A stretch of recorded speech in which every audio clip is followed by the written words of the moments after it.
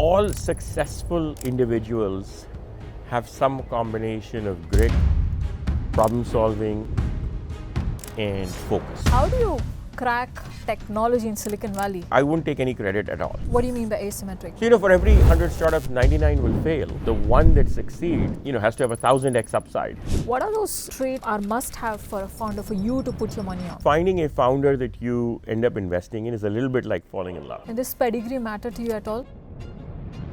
What are the IITians doing differently in terms of community building? The successful IITians have always been kind enough to share their wisdom, their learnings, their lessons with other IITians. How do you forecast the AI landscape? The way I think about this is we are still early in the AI era. There is one word you use a lot, bifocal vision. If you can explain that. You have to have distance from the problem, some separation from the situation to be able to observe the situation. How do you give feedback to a founder? If you have to fire someone, how do you make that call? What was Ashu Garg like?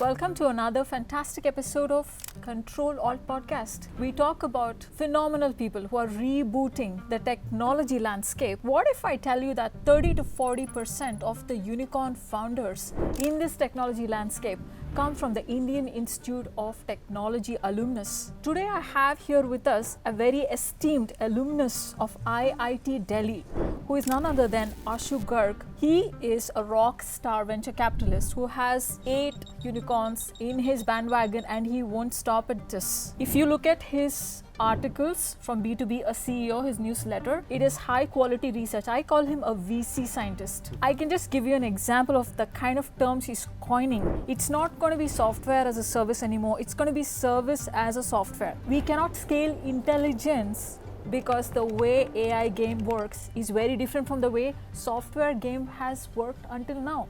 Who talks like this? Only people who are rebooting the technology landscape. So with huge honor, I would like to welcome Ashu Garg, General Partner at Foundation Capital, and he has a ton of logos on his resume. We'll get to them. Ashu, welcome to Ctrl Alt Podcast. Thank you for having me. I'm excited to be here. Ashu, if you look at your career, you have some of the biggest logos on your resume.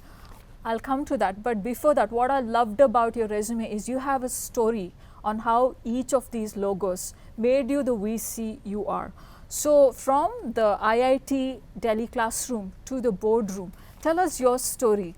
What was Ashu Garg like when he was at Unilever? What happened to him when he went to McKinsey and Cadence and Microsoft? And then you're on the board of a ton of companies, and now you've landed at Foundation Capital. Before you were also an executive in residence at Trinity Ventures. So this is like a phenomenal journey. Tell us, what are all those stories that made you the VC you are? So, venture capital is a business where at least I had never thought about being a VC growing up. I didn't know the word. It's not a concept that I understood. And so nothing I ever did before I joined venture capital was done with the intent of preparing for this career.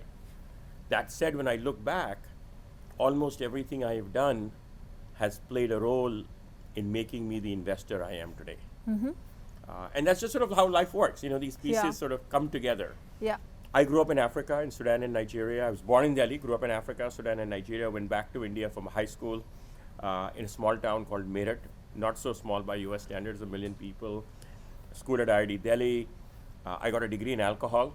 I partied like crazy at IIT Delhi. So my favorite memory of IIT is all the alcohol I consumed and the friends I made as a result. So anyone who ever drank at IIT Delhi knows me.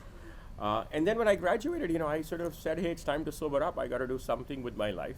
I didn't know what, but I had heard that Unilever was, an incredible place to work, and it was a all-rounded education. But most importantly, it was a chance for me to, learn some discipline. And so I was very lucky to get an offer at Unilever. They told me at the time that I was the least qualified person they'd ever hired. I had the lowest CGP of all Unilever hires in history. But I made it through. And I started off my career with Unilever in Bombay, had stints in Haldia, in various parts of India. I ended up spending a year building out Nepal for Unilever. Wow. So I was sort of, These are tough ecosystems. These are, Yeah. tough in hindsight. At the time, I didn't know any better. So I learned a lot about business. I learned, this was at a time that there was no internet. And so I didn't know what NPV was, or the 4 Ps of marketing, or the 5 whatever. You learned all of these concepts by doing and from the people around you. But very quickly, in fact, I still remember this moment. I was sitting at the top of my manufacturing plant in the Himalayas, just on the foothills of the Himalayas, looking up at Everest, and I would say, I don't want to be making soap for a living for the rest of my life. It doesn't do Yeah. anything for me. I can make better soap, I can make whiter soap, I can make more fragrant soap, but it's soap.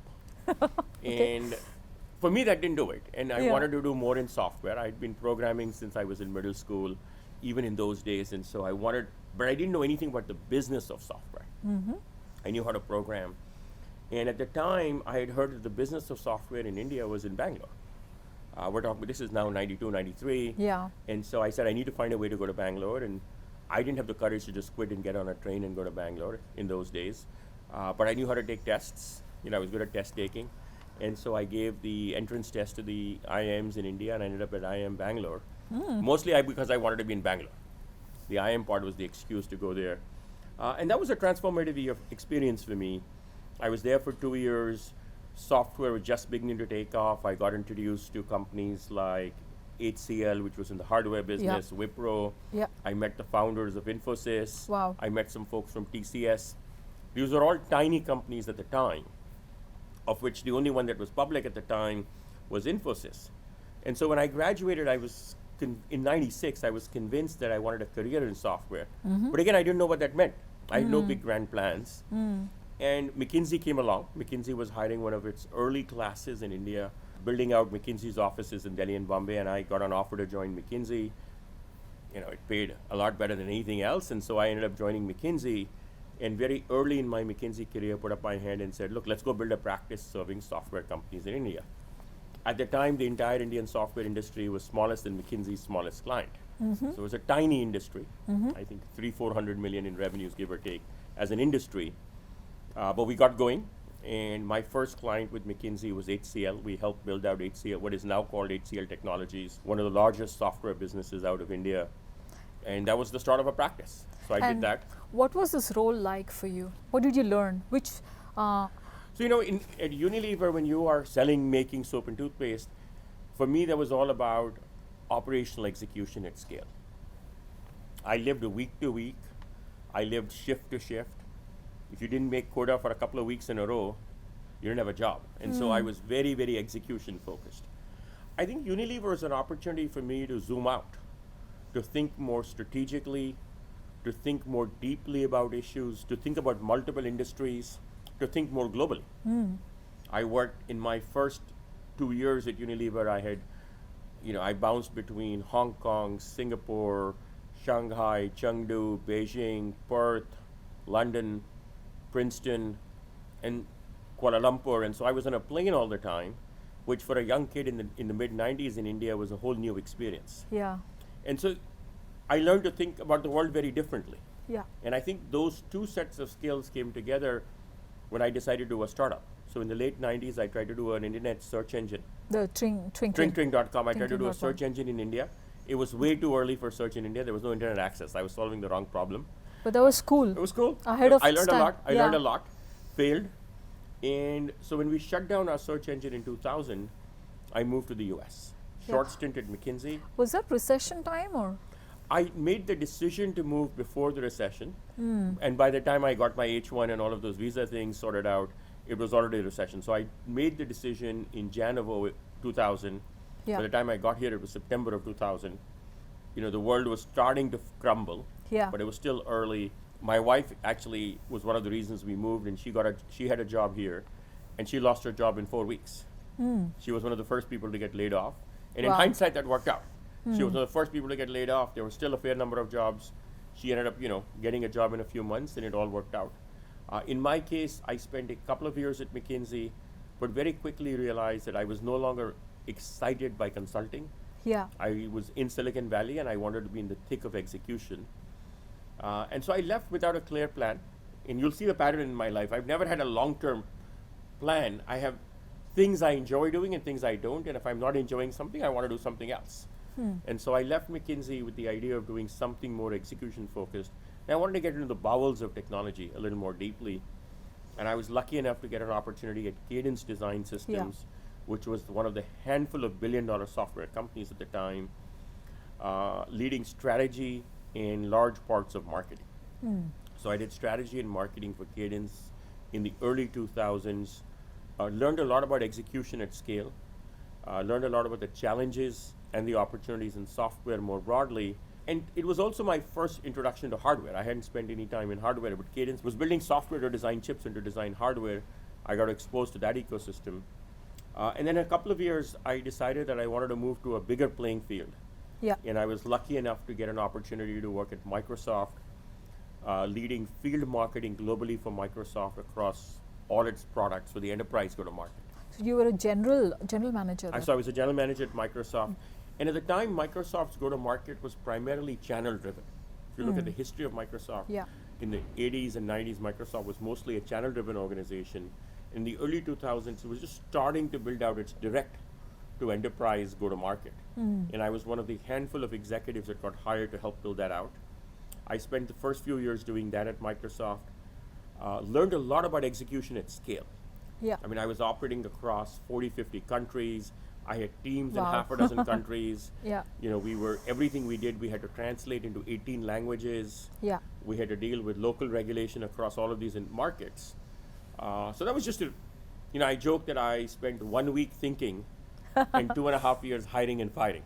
Because those are the only two things you can control at that scale. And then after doing that for a few years, I got a chance my boss's boss was a guy called Kevin Johnson, who was the president of the field organization, and he moved to run all of products. And he recruited me to run the online advertising products at the time. So I became one of the first general managers for what was called digital advertising at the time. Wow. It was essentially what we think of as display and a little bit of video. Video was tiny in those days. Microsoft didn't have search at the time. This is pre-search for Microsoft. So I became the first general manager for display advertising. Learned a lot about ads, but most importantly, I got a chance to implement some of the earliest machine learning algorithms to do ad targeting. Which year was this? This is 2006.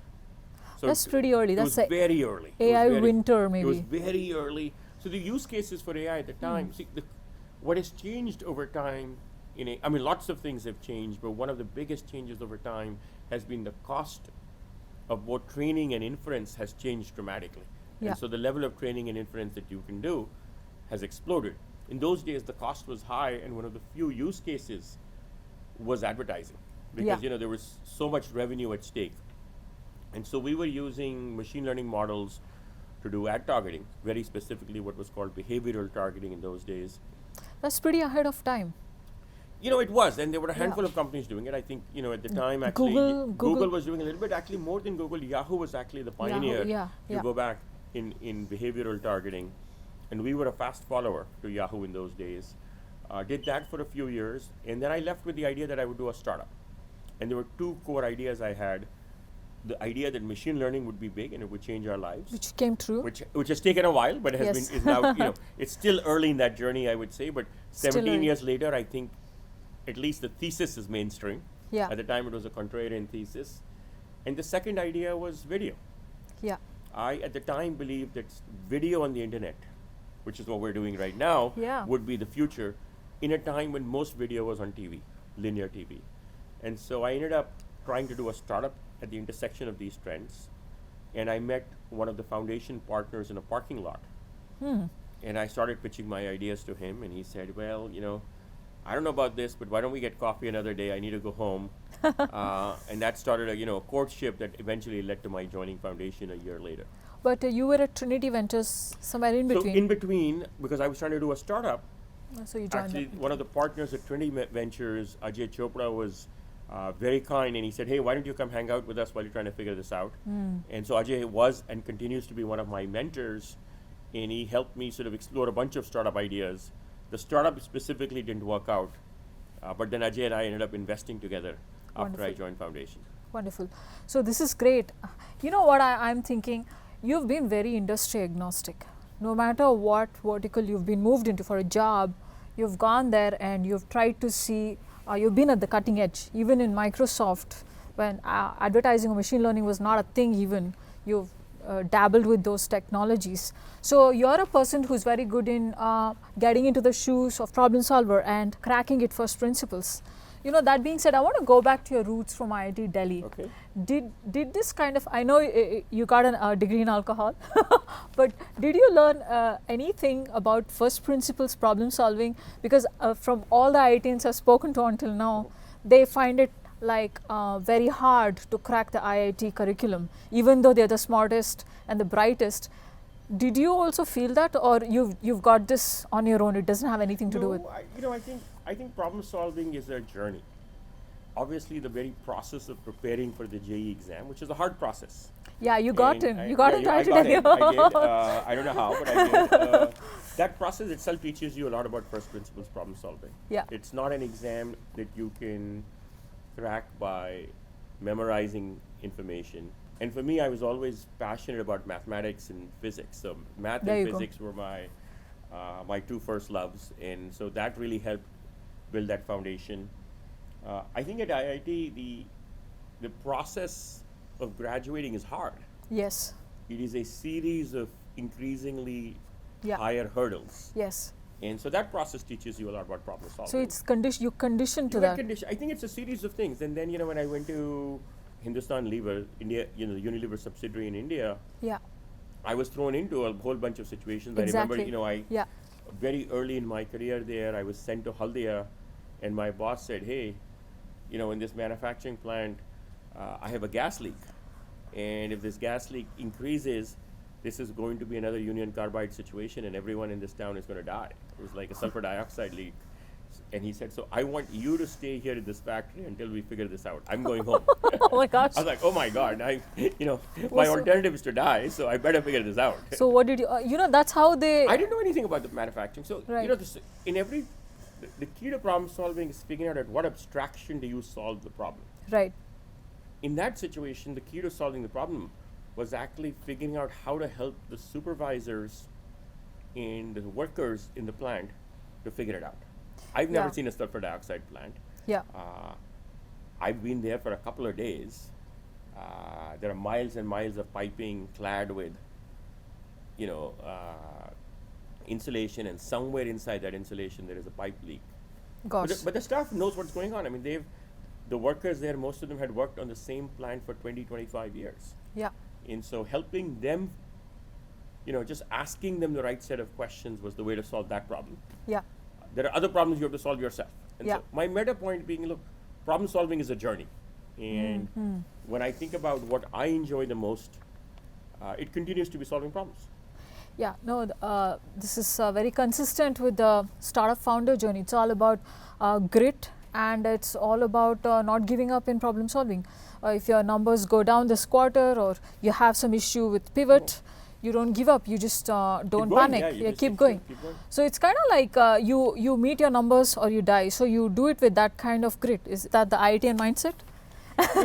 Look, I think all successful individuals have some combination of grit, problem solving, and focus.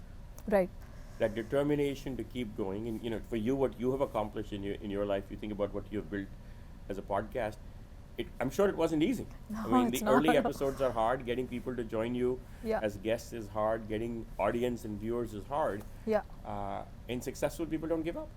Yeah. They keep going. Wonderful. On that note, I want to ask this $1 million question. How do you crack technology in Silicon Valley? How do you build game-changing technology? Look, I've been following your newsletters for a long time now, and look at the terms you're coming up with. Who thinks like that? Like service as a software? I don't crack technology. I won't take any credit at all. I think my contribution to the Valley has been to match capital to talent. On one hand, as a venture firm, we raise money from large institutions. We have some of the largest institutions in the world, endowments, foundations, university foundations, some large pension funds who are the providers of capital to us.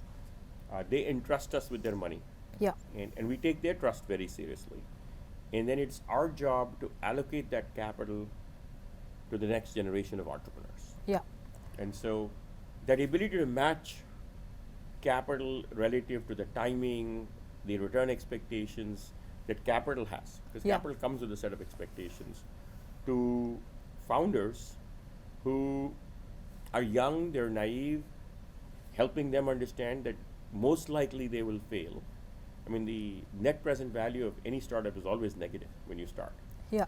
but it's the asymmetric upside that makes up for that risk. What do you mean by asymmetric?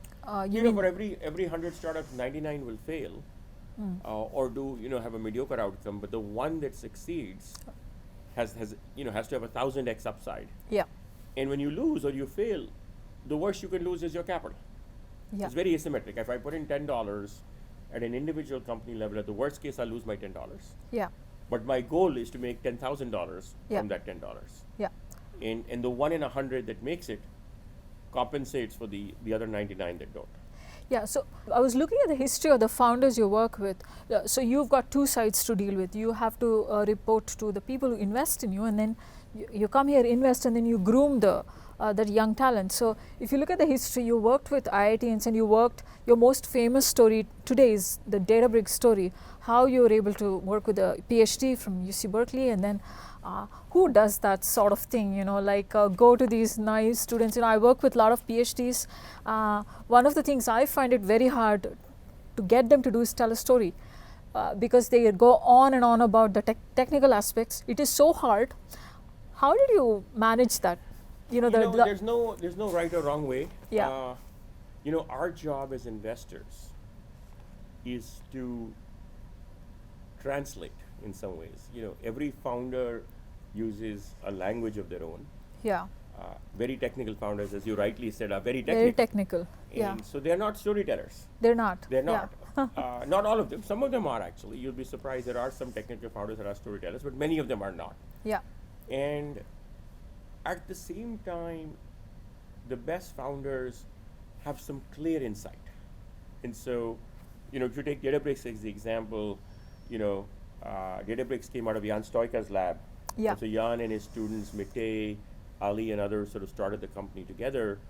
And I remember even today vividly, 14 years ago, I went on this walk. Now 15 years ago, I went on a walk with Jan when he first started to talk about Spark. And he was really clear on why Spark was a better algorithm and a better approach than the alternatives that existed in the Hadoop ecosystem. Right. And he was also clear about the constraints. Mm-hmm. It doesn't have an underlying storage layer as part of that, and therefore they had some constraints related to what Hadoop could do. But the clarity around why it is better and how it will continue to be 100 to 1,000x better is what inspired me to invest. Now, we didn't know that it would be the company it is today, but there was no confusion in his mind. So he didn't have a he couldn't tell the story of the company. Yeah. But he could describe his technical insight in a way that resonated for me. Yeah. Same thing for Mohit Aran. When Mohit Aran was starting Cohesity, it was hard to imagine what Cohesity would become today. Yeah. But I think the clarity of thought he had around the notion that enterprise data exists in so many data silos. Yeah. And even, technologies that had emerged in the past, none of them actually really created a unified data layer.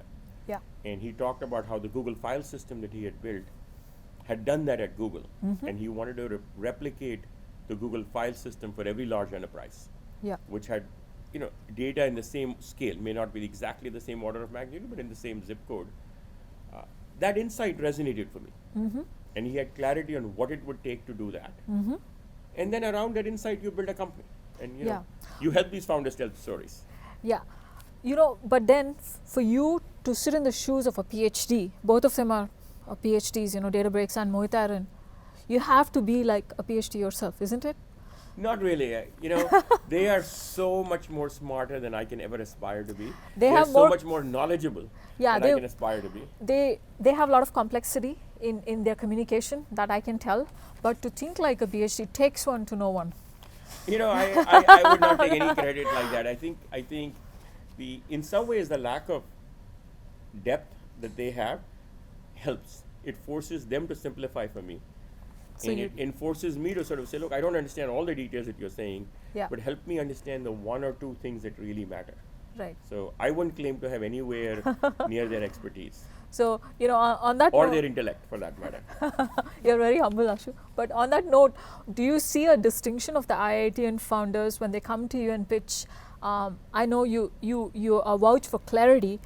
Probably the IITian training helps them assimilate data around clarity in communication. But do you see that IITian training grooms them for that kind of clarity?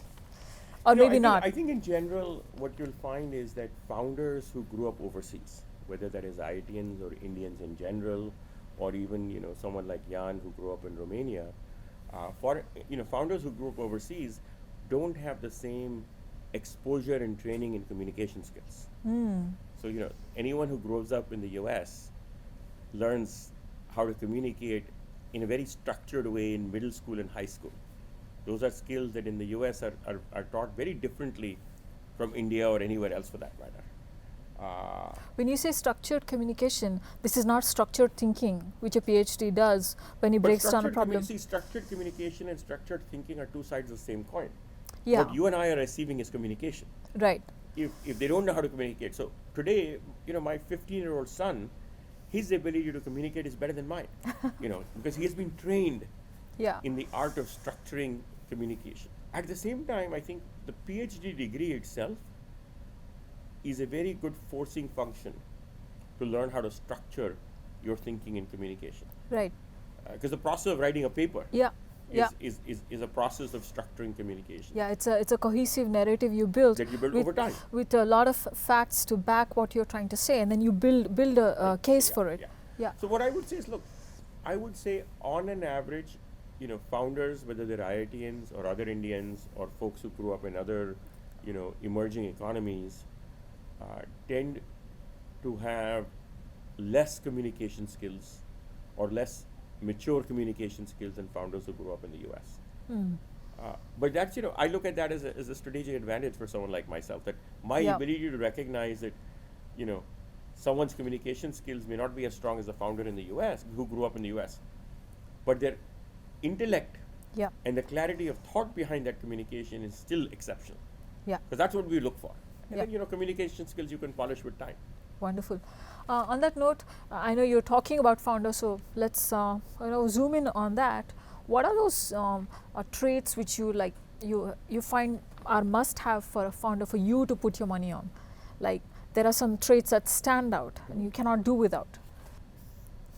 Finding a founder that you end up investing in is a little bit like falling in love.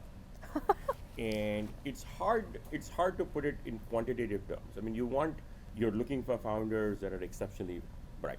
So intellect is at the core of it. Absolutely. You're looking for an exceptional level of grit. Yeah. You are looking for first principles problem solving. Yeah.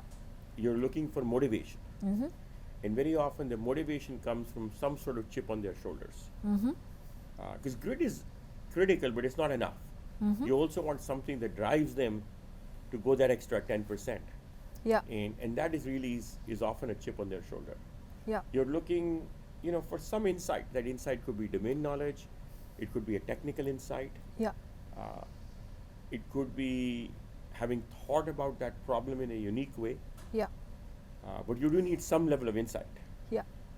So I think those are some of the attributes. I would say, intellect, some insight, grit, a chip on their shoulder. And does pedigree matter to you at all at this point? I know early on you insisted on pedigree. I think pedigree is a loaded term. We're all trying to assess these things. Right. Pedigree is one way to assess these things. One way to assess. Assess. That's fair enough. And, Yeah. The earlier someone is in their career, Yeah. the harder it is to assess without pedigree. Right. So if you have been working for 10 years, and it doesn't matter what school you went to, because Yeah. I can look at what you have done for 10 years. Yeah. But if you are in your early 20s and your career experience is limited, Yeah. then pedigree becomes a proxy for many of those attributes. That's indeed insightful. Building on that, now here they are, your dream, a suite of founders. Now your real job begins. You have to build them into scalable business owners. How do you do that? What are your building blocks? And how does your IIT and training, or you being part of the IIT community, help you, achieve that network effect, or what you may call it? Yeah. So, I talk about this a lot in my podcast, Yes. B2B as CEO, because, Yes. Yeah. and the origin of the podcast was exactly this. I was struggling with the question of how do you take a technical founder Yeah. who, most technical founders have managed small teams. They may have managed a team of 5 or 10 or 15 people. They've never been salespeople themselves. They've never been CEOs. And I've really enjoyed and specialized in working with technical founders who are first-time CEOs. Yeah. And helping them grow from a CTO in a sense, because when the company Yeah. has 3 or 4 people, there's no difference between a CTO and a CEO, irrespective of the title. Yeah. Into successful CEOs of companies that are managed, that are hundreds of millions in revenues, is something that both gives me joy, but also has been key to, the little success I've had. So the question is how? Let's come Yeah. back to the how. I think first and foremost, people learn differently. So that there's no formulaic answer. But in most cases, it comes with a little bit of experience. Mm-hmm. It comes with some mentors, so finding a way to match them to mentors, finding a way to sort of help them identify how to break down the problem. Mm-hmm. Because, say, learn to sell is a very high-level problem. Yeah. But if you can help someone understand how do I do first calls, how do I build a sales deck, Yeah. how do I define the ICP or the ideal customer profile for my product, if you break the problem down to manageable chunks and then help them sort of acquire those skills, you put them on a staircase Yeah. to success. Yeah. And are there any forcing milestones you ask them to meet when they come to you, when they're under your wing? The milestones vary depending on the person and the situation. I find that I don't have to give founders milestones for the large Because part. they're so driven. They're so driven themselves. Okay. They come up with their own milestones. If Okay. anything, my job is to be a shock absorber.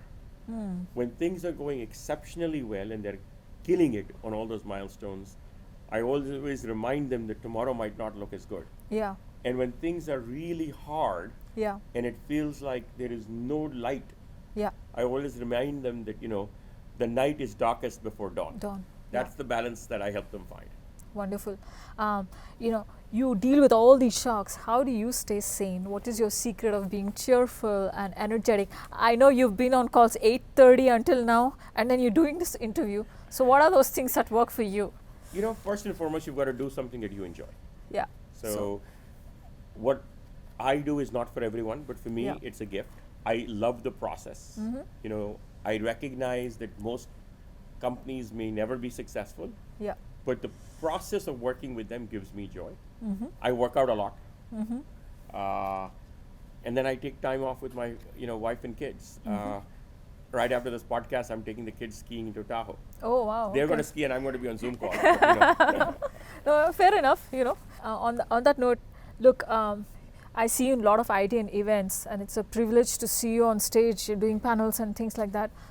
What has the IIT network been like? How do the IITians do it differently? There are so many IIT communities in the Silicon Valley alone, and I'm part of this communities, their events, and I myself find them so insightful. What are the IITians doing differently in terms of community building? I think eventually success breeds success. And I don't think there is anything unique per se. I think there are very successful IITians in the Valley, and they've been very successful IITians in the Valley for many decades. And the successful IITians have always been kind enough to share their wisdom, their learnings, their lessons with other IITians. And so, I'll give you one example. Mm-hmm. We have a program at Foundation called the Build program, and Yeah. specifically we have IIT Build. IIT Build. And it's a community program. For us, it's obviously a way to meet new people, but we create these cohorts of Yeah. founders every 2 to 3 months, and each cohort is a group of founders that is looking to start something. They usually have nothing. So this is at the -1 stage, pre-starting, and we help them go from -1 to 0. Wow. We help them get a company off the How ground. do you do that? Like you're already Mostly so through busy. Mostly through the community. So that's where the power of the community comes in. One of the folks on my team, Jason, he recruits the group. Yeah. And, we've been doing this now for a couple of years. Every time we recruit a cohort, we find that people who are part of these former cohorts, they make introductions. Yeah. And so we get them mostly by referral. Once the cohort starts, Jason has a structured process, but a lot of the input to the group comes from other founders, Yeah. IIT founders. Yeah. So, we have 25 or 30 IITians in our founder community and foundation. Mm-hmm. They're always willing to help. They're always asking us, how can I help other founders? That's nice. And Yeah. even founders outside the IIT community are always, they want to help each other. Yeah. And we leverage that, and Yeah. we match founders to founders who have certain problems to founders who have solved those kinds of problems in the past. And our role is to, orchestrate and nourish and fuel this community. Yeah, amazing. I won't let you go before you answer questions on your forecast about AI and technology, because everybody is wondering what's going to happen next. Just as we got excited about ChatGPT and how it is fueling inference and compute, and it's dealing with large amounts of data by scaling the models. You threw in this article and it says scaling intelligence is not as intuitive as we think. It's counterintuitive, and we have a lot of issues with the environmental sustainability groups about how AI and compute is costly to the environment. So you're saying the models are not designed efficiently and they need to be rethought. So tell us two things. One is how do you forecast the AI landscape, technology landscape evolving? Second thing, what are the opportunity pockets you see for startup founders to build startups? So first of all, look, I'm an investor. I am not at this point an entrepreneur. And so you're investor scientist. I don't know about scientist, you write but that's papers very like this. That's very kind of you. I'm an investor marketeer at some level. So the forecasts really come from conversations with some of the exceptional founders and researchers in our ecosystem. So I'm synthesizing. You talk to researchers. We talk to lots of researchers. Look, we talk to professors at Stanford, Carnegie Mellon, MIT, Harvard, Cornell Tech, Columbia, all the time. Because they are at the cutting edge of the technology. They are. Yeah. We talk to researchers at Microsoft. We talk to researchers at NVIDIA. We talk to some of the entrepreneurs that are kicking the tires on the models. So our knowledge is a synthesis of what we are seeing, and obviously we make judgment calls. When you synthesize, inherent in that synthesis is judgment. Yeah. But let me take a step back. To answer your question, the way I think about this is we are still early in the AI era. Okay. The last couple of years have been about LLMs, and LLMs have scaled dramatically. So much investment going in it. There's been a lot of investment and a lot of success. Yes. When you look at what ChatGPT or Claude can do today versus what similar products could do 3 years ago, it's night and day. Yeah. At the same time, it's not clear that the future is a linear extension of the past. Mm-hmm. These models will not scale in the same way. Mm-hmm. And there are multiple reasons for that, whether it's cost of compute or access to data or others. And so we will see new model architectures. Mm-hmm. I have a company, Ikigai, Mm-hmm. that's a spin out from MIT, Mm-hmm. which is a very different model architecture itself. So it's a graph-based architecture versus a transformer-based architecture. And specifically for structured data, it is able to, it's much more computationally efficient than an LLM. So you can train it with a fraction of the cost, you can fine-tune it with a fraction of the cost. And it's an opinionated architecture that works for structured data. So that's one example. Mm-hmm.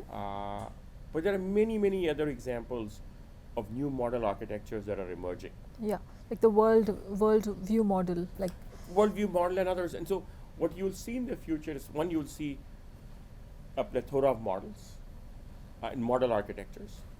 Two, you will see applications that are compound AI systems. Mm-hmm. And again, this is the term that the Blair Lab at Berkeley really popularized. This is Matei's lab, where they said, look, value is shifting from just model development or innovating in the model to innovating how you stitch these models together.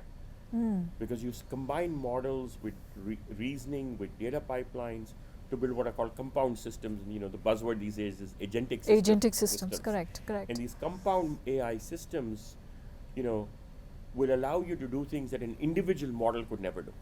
So we're seeing a lot of innovation there.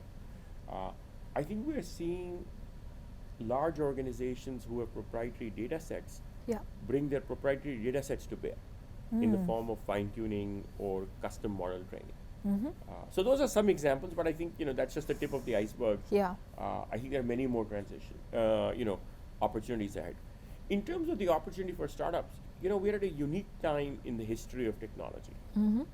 I think every incumbent in every single industry is at risk.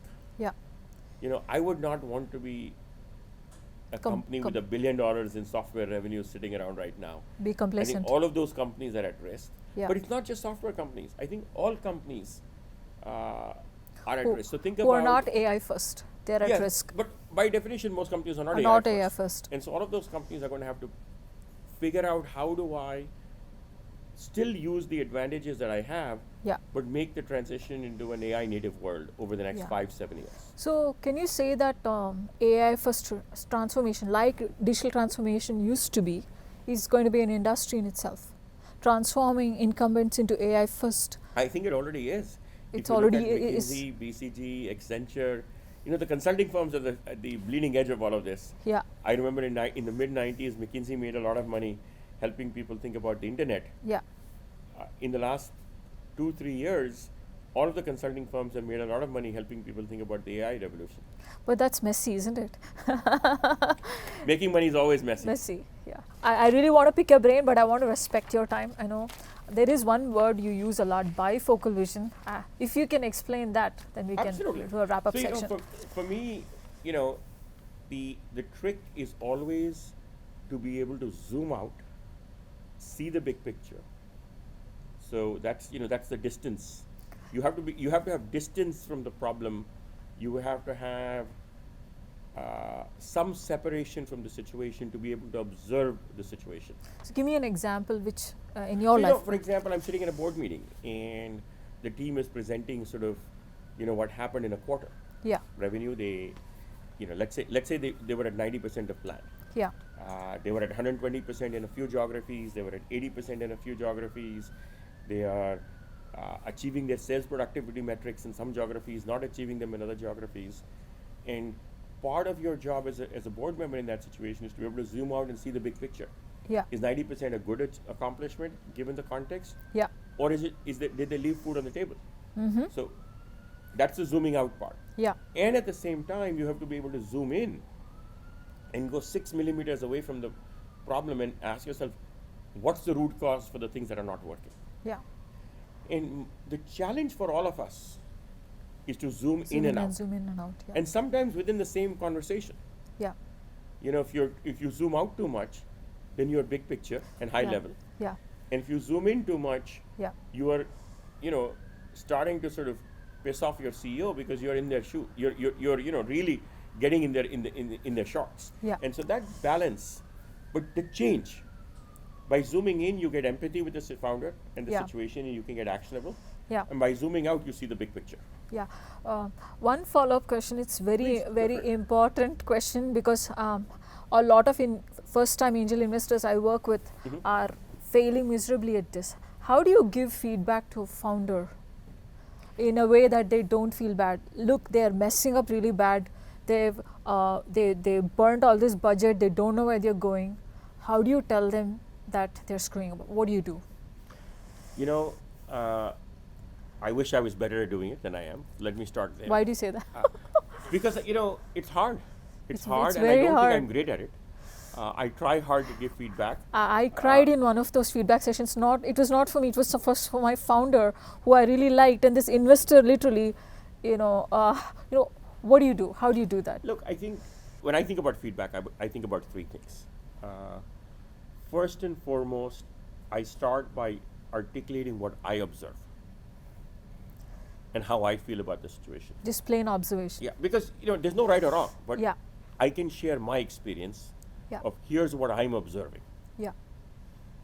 and that then enables you to start a conversation. Are those observations fair? Are those observations unfair? Because I'm not stating facts. I'm just stating my observations. Right. And so you depersonalize that a little bit. I think second, what I try to do is I try to get the founders to engage in a conversation about what are their assumptions and what are they seeing relative to those assumptions. Right. Because when a founder is failing in a situation, they're not failing for lack of effort or trying. Yeah. They're failing because either they made a set of assumptions about the market that might be wrong, or they have a set of skills that are discordant or orthogonal to the skills required to succeed, Yeah. or they are in their execution there's a set of pieces that are missing, Yeah. or sometimes we may have set unfair expectations. Yeah. So I think just walking through that process and Yeah. making it a dialogue. Yeah. So try to sort of be bifocal. Yeah. Number one, I would say. Number two, I would say talk about what you observe as against stipulating a fact. Yeah. Number three, make it a dialogue. Yeah. And number four, try to really understand where they're coming from. Yeah. Have empathy for their context and their situation. And then you iterate. Yeah. But it's hard. I get it wrong all the time. I wish I was better. Yeah.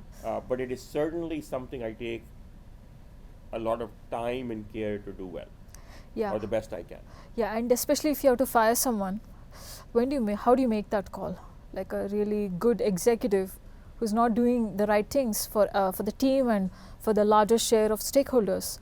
So when I joined venture almost 20 years ago at this point, one of the founding partners at Foundation, an exceptional investor, a lady called Catherine Gold.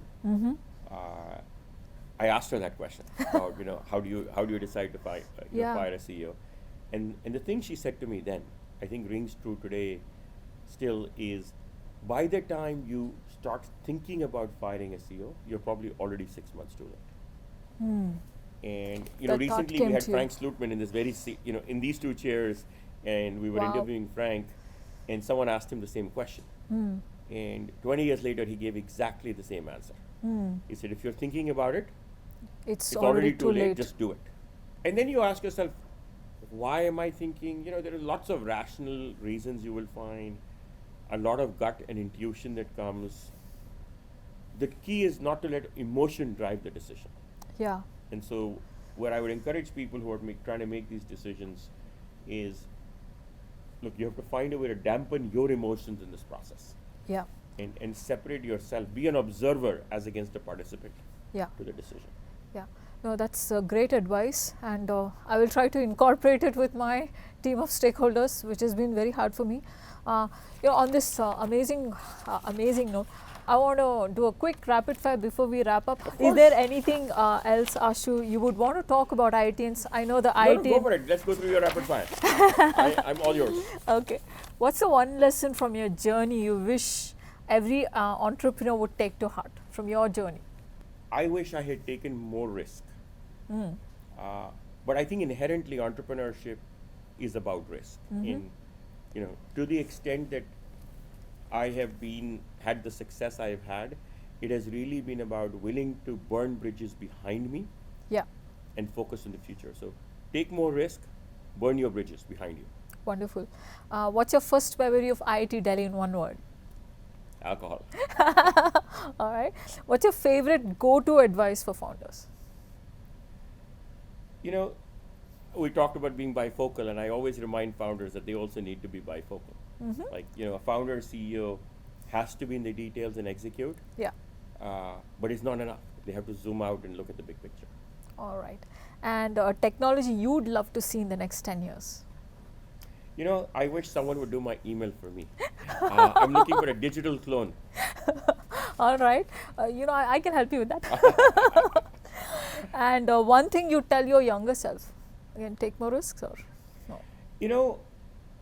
Definitely take more risk for Yeah. sure. Yeah. But my list of feedback from my younger self is very, very long. Less alcohol for sure, less partying. But I think also just have more fun. Yeah. I think, we all work hard. Yeah. If I look back, I probably saved too much. I would have spent more. Yeah. I would have tried more things Yeah. of all kinds, including a lot more fun. Yeah. Amazing, amazing. On that hearty note, thank you so much for your valuable time. There are so many books here. Which book is your favorite? Or is there a book you want to own which is going to be your favorite? There are lots of books. I love the Netflix story and the You love- lessons from the Netflix culture. Yeah. That's one of my favorite books. And Because really, I think about all company. I think of every company inherently what remains. yeah. Technologies evolve, founders evolve, businesses change, business models change. Yeah. What remains is inherently the culture, the values, which in essence in the best companies are almost like a religion. Yeah. So every Yeah. company is a religion. Yeah. Every founder is the prophet of that religion. Wow. And books that talk about culture and values and that religion. Sapiens is another book Yeah. that talks about every company being a religion, and it's one of my favorite books as well. Wonderful, wonderful. So on that note, I'm going to go buy those books. I know I've read about Netflix stories, and all of you please check out Ashu's blog and apply to his IIT Build program. I think you're recruiting startups right now. Absolutely. And you heard him. You know what He Looks Fine founders. And we'll see you next time. Thank you so much. Yeah. Thank you so much. Thanks, Ashu. Thank you.